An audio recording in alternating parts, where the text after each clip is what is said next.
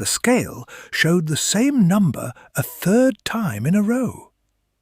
Victor Hale sat right down on the ground between the dug-up rows of potatoes and stayed there for about 10 minutes without moving. It was 4 in the morning. In 6 hours, the same people who had laughed at him 2 years ago, when he showed up to buy this land in a filthy coat, would be standing at his gate. 2 years before that, Victor had shown up in the small town of Elm Hollow on foot, with one backpack, and slept at the bus station for 3 nights, before anyone found out he had a wad of cash in his pocket.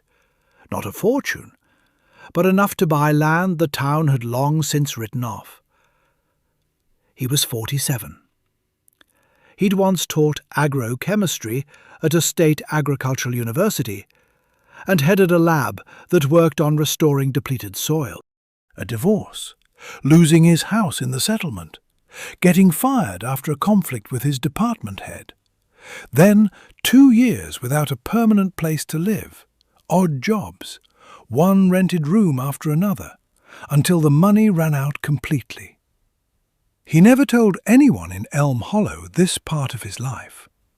The townspeople only saw a man in worn-out clothes asking the mayor, Nancy Whitmore, whether the old Dawson plot was for sale. The land had been sitting empty for 8 years. 30 acres of depleted, salt-damaged soil, where the last owners couldn't grow so much as decent weeds. Nancy, honestly, wasn't going to talk the buyer out of it. The town budget needed the money, and the land was doing nothing anyway. But when Victor silently counted out the cash, she couldn't help asking, "Do you even know what state that soil is in?" He answered simply, "I do. That's why it's cheap." If you've ever watched someone quietly take on a project nobody believes in, you already know what came next. Word spread fast.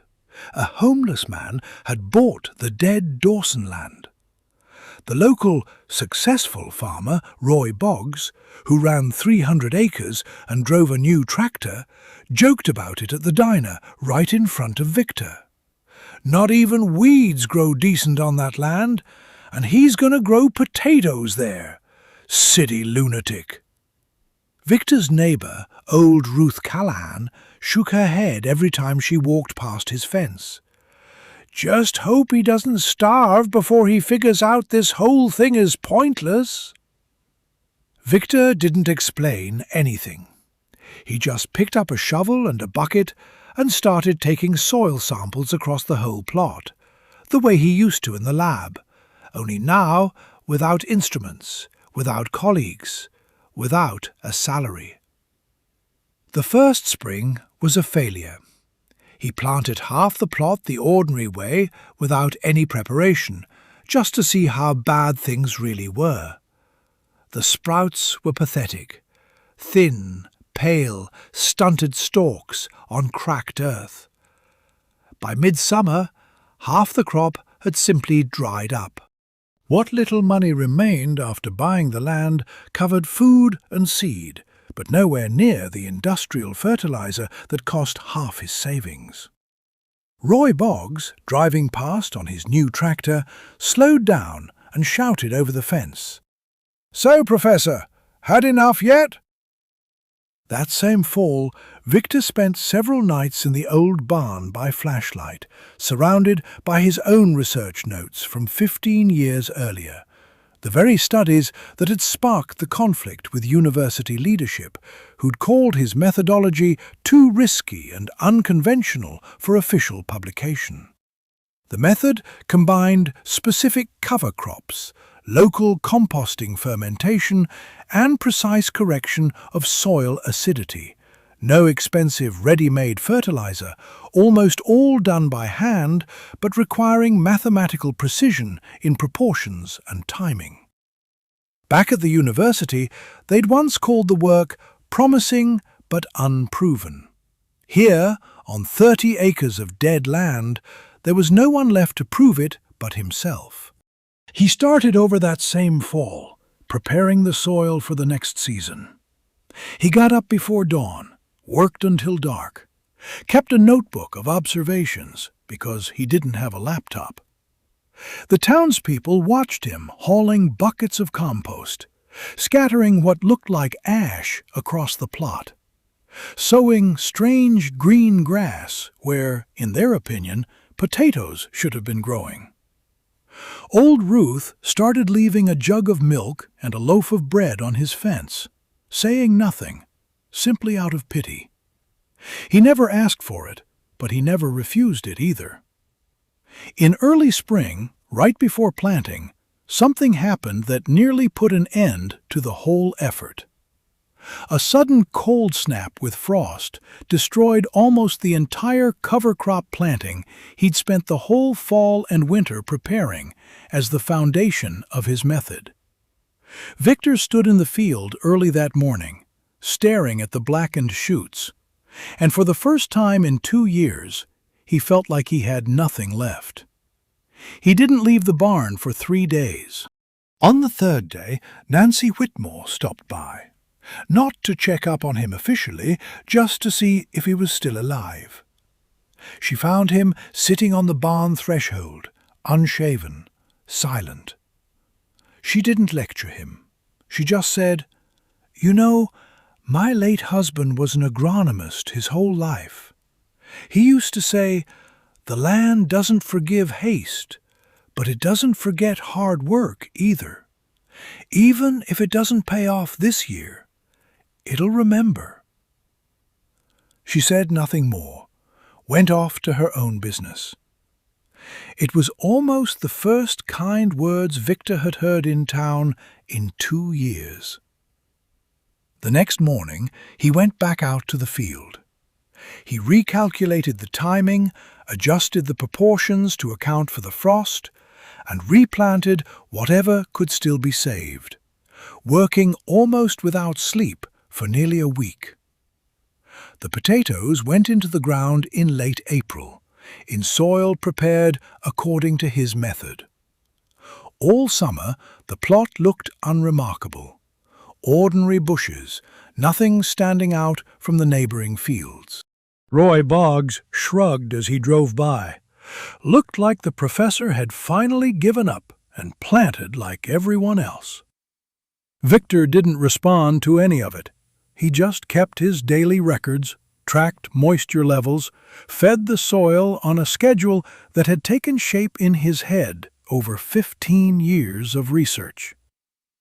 Digging began in late August, and that's when something happened that Elm Hollow had never seen before.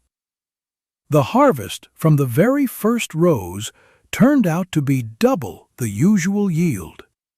By the third row, neighbors walking by were stopping to look. By the end of the dig, the numbers spoke for themselves. From 30 acres of dead land, Victor had pulled in as many potatoes as Roy Boggs struggled to get from his best 100 acres. And the tubers were bigger, more uniform, and, as it turned out at the test sale, sweeter. The news spread through town in a single day. A few people showed up at Victor's gate that morning, drawn by nothing more than curiosity and the sight of a trailer that shouldn't have been that full. Victor didn't pay much attention to any of them. He was still waiting for one visit in particular. Roy Boggs pulled up around noon, in the same truck he always drove past in. Except this time, he didn't slow down to shout anything. He parked it, got out, and stood at the fence for a while, without saying much of anything at all, looking at the rows behind Victor the way a man looks at a number he doesn't quite believe. 30 acres, Roy finally said, not a question. 30, Victor said. Roy nodded slowly, looked down at his own boots for a second, then back up. I've got 300 that don't do half this well. He said it plainly, no bitterness in it, the kind of thing a man says once he's done needing to be right. Whatever you did out here, I'd pay to know it. Victor could have made him wait for it after 2 years of jokes at the diner. He didn't. He told Roy about the cover crops, the composting, the timing that had to be exact down to the week. Roy listened without interrupting, which was new for him. Before he left, he asked if Victor would come out and walk his own fields sometime, see what could be saved. "I know that land better than you think," Victor said. "I used to drive past it every day, wondering if anybody'd ever try." That was the whole conversation. No toast, no crowd, just two men who'd stopped pretending they hadn't been watching each other for 2 years. A few weeks later, a reporter from the county paper, Emily Carter, drove out to write a short piece on the harvest. She found Victor kneeling in the dirt, checking soil samples, and asked if he had a minute. He had several. They ended up talking for almost 2 hours, most of it not about potatoes at all. "So what happens now?" Emily asked, closing her notebook. "You proved it. Everybody in town knows your name. What's the ending you were working toward?" Victor thought about it longer than she expected. "I wasn't working toward an ending," he said. "I was working toward a spring where it worked. This is just the first one." She came back the following week without her notebook. Then again after that. Neither of them made much of a thing out of it. It was just two people who kept finding reasons to stand in the same field, talking, until the reasons stopped being about the field at all.